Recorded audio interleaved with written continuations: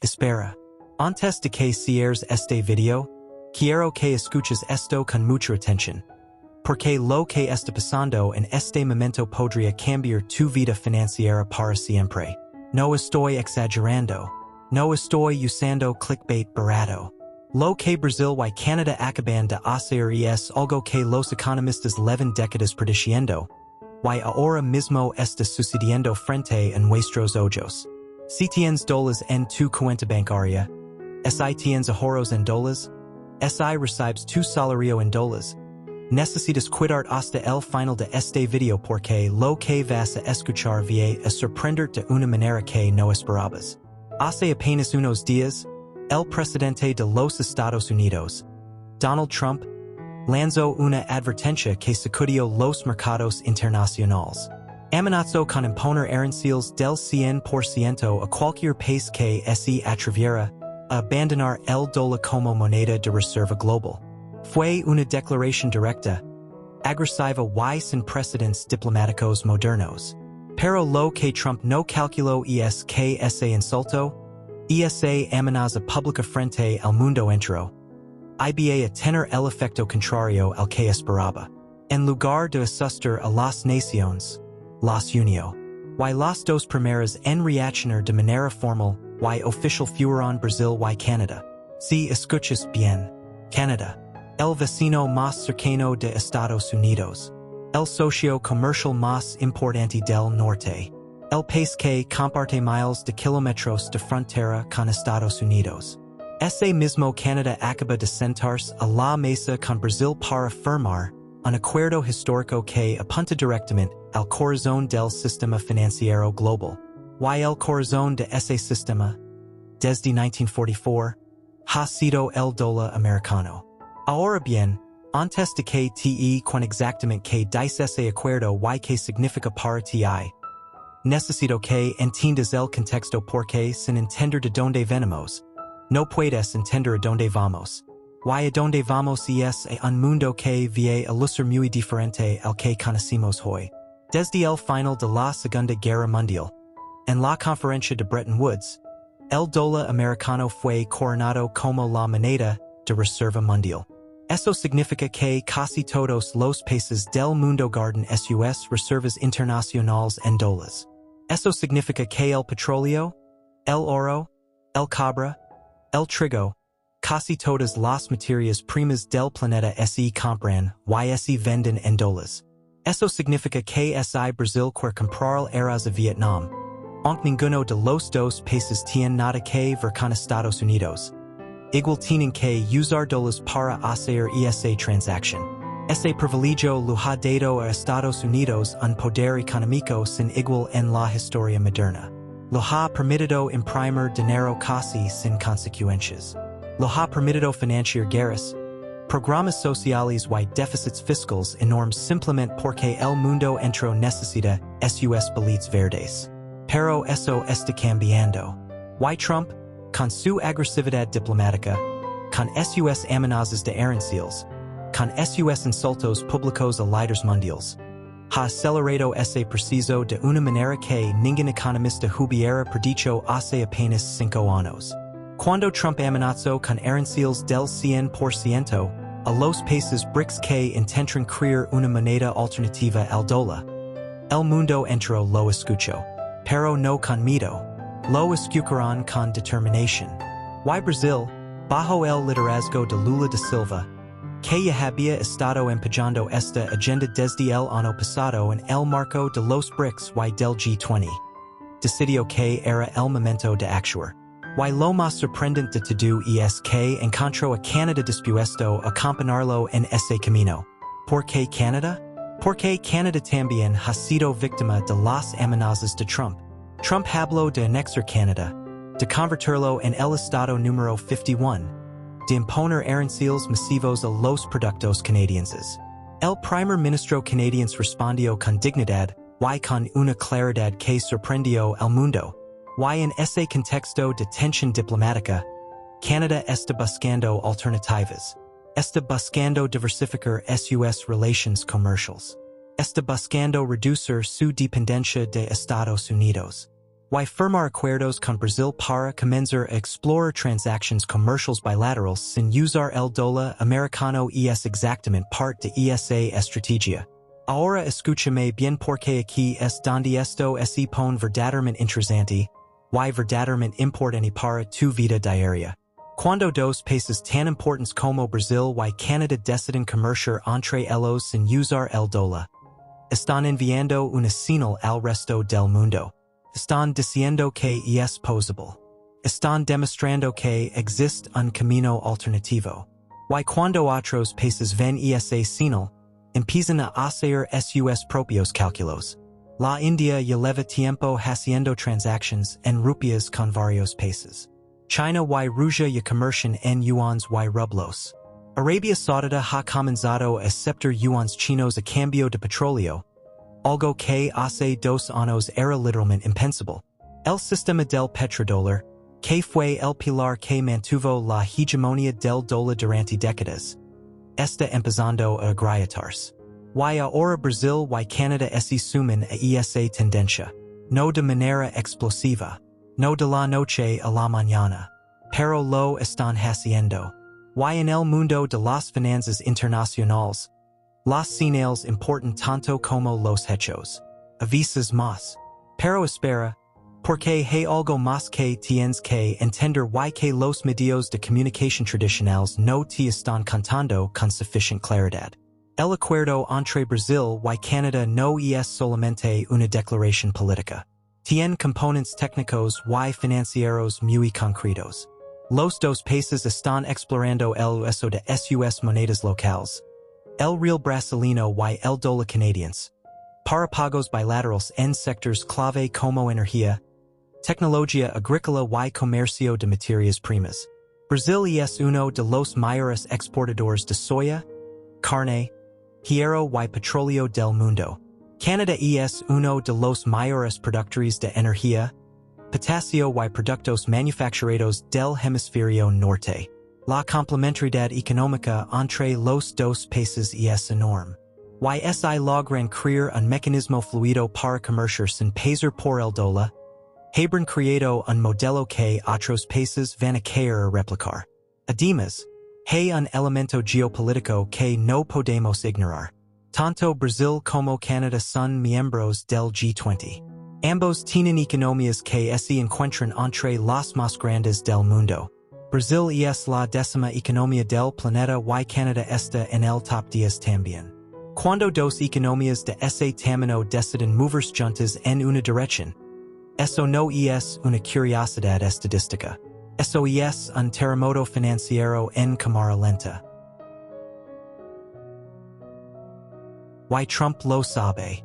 Por eso reaccionó tan agresivamente con sus amenazas de aranceles. Porque sabe que esta tendencia se generaliza. Más y más países empiezan a comerciar sin usar dólares. La demanda global de dólares va a caer. Y cuando la demanda de dólares cae, la capacidad de Estados Unidos de imprimir dinero sin consecuencias inflacionarias también cae. Lo que significa que los americanos comunes y corrientes, la gente que trabaja duro, que paga sus impuestos, que tiene su hipoteca en dólares, podría empezar a sentir una presión inflacionaria mucho mayor en los próximos años. Ahora quiero hablar directamente. Si vives en Estados Unidos, eres parte de la comunidad hispana que trabaja, ahora y construye su futuro aquí. Esto te afecta de maneras muy concretas. El poder adquisitivo del dólar está vinculado directamente a su estatus como moneda de reserva mundial. Si ese estatus se erosiona, aunque gradualmente, el costo de vida en Estados Unidos va a subir. Las importaciones van a ser más caras. Los intereses de los créditos podrían subir aún más. Y los ahorros que tienes en dólares podrían valer menos en términos reales con el paso del tiempo. ¿Estoy diciendo que el dólar va a colapsar mañana? No, absolutamente no. El dólar sigue siendo la moneda más poderosa del mundo, y lo va a seguir siendo durante muchos años. Pero lo que sí estoy diciendo es que la dirección está cambiando. Y cuando la dirección cambia, Los que se preparan con anticipación son los que salen mejor parados. Los que ignoran las señales son los que después se preguntan cómo fue que no lo vieron venir. Why precisamente por eso este video es tan importante? Porque las noticias que estás viendo en televisión te están hablando de los aranceles de Trump, de la inflación, del precio de la gasolina, pero muy pocos te están explicando el panorama más amplio. Muy pocos te están conectando los puntos. Why conectar los puntos es exactamente lo que estamos haciendo aquí. Déjame contarte también lo que está pasando al interior de los BRICS, que es el grupo que incluye Brasil, Rusia, India, China y Sudáfrica. Y que recientemente se ha expandido para incluir países como Arabia Saudita, los Emiratos Árabes Unidos, Etiopía y Irán. Este grupo representa hoy más del 40% del Producto Interno Bruto Global. Y su agenda número uno en este momento es precisamente reducir la dependencia del dólar en el comercio internacional. El acuerdo entre Brasil y Canadá hay que verlo en ese contexto más amplio. Brasil no está actuando en solitario. Brasil está ejecutando una estrategia que tiene respaldo de las economías más grandes del sur global. Ahora bien, hay quienes argumentan que todo esto es exagerado, que el dólar es demasiado poderoso para ser desplazado, que las instituciones financieras internacionales como el Fondo Monetario Internacional y el Banco Mundial están demasiado arraigadas en el sistema del dólar para que esto cambie. Y tienen razón en algunos puntos, pero se equivocan en la premisa central. Nadie está hablando de un colapso instantáneo. Nadie está prediciendo que mañana el dólar deje de existir. Lo que está pasando es una transición gradual hacia un sistema multipolar donde el dólar ya no tiene el monopolio absoluto que tuvo durante el siglo XX. Y esa transición ya empezó. No es algo que vaya a pasar. Está pasando ahora mismo mientras ves este video. El yuan chino ya representa una porción creciente de las transacciones comerciales internacionales. El euro, aunque con sus propios problemas, sigue siendo una alternativa robusta. El yen japonés, el franco suizo, el propio dólar canadiense tienen un papel en el sistema financiero global.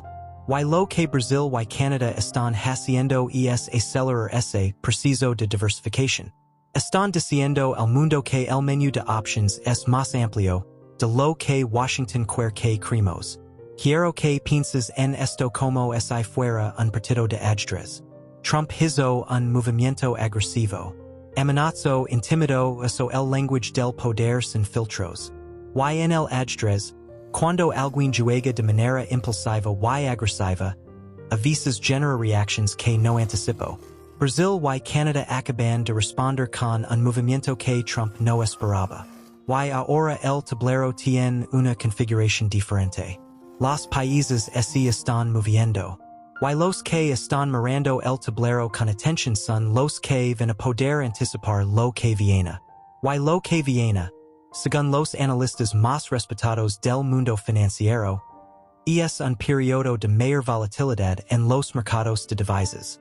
Un periodo en el que las correlaciones tradicionales entre el dólar y otras monedas podrían romperse o debilitarse. Un periodo en el que los países latinoamericanos podrían ganar mayor autonomía financiera si logran consolidar estos mecanismos de comercio alternativo. Y un periodo en el que los ciudadanos comunes, como tú y como yo, necesitamos estar más atentos que nunca a lo que pasa con nuestros ahorros, nuestras inversiones y nuestro poder adquisitivo. Hay algo más que quiero compartir contigo antes de terminar, y es algo que raramente se menciona en este tipo de análisis. El impacto humano.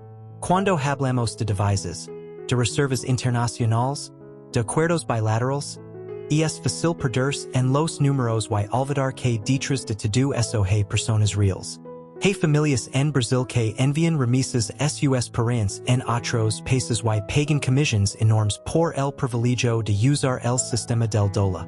Hey trabajadores en Canada que ven como su poder adquisitivo se erosiona cada vez que la relación con Estados Unidos se tensiona.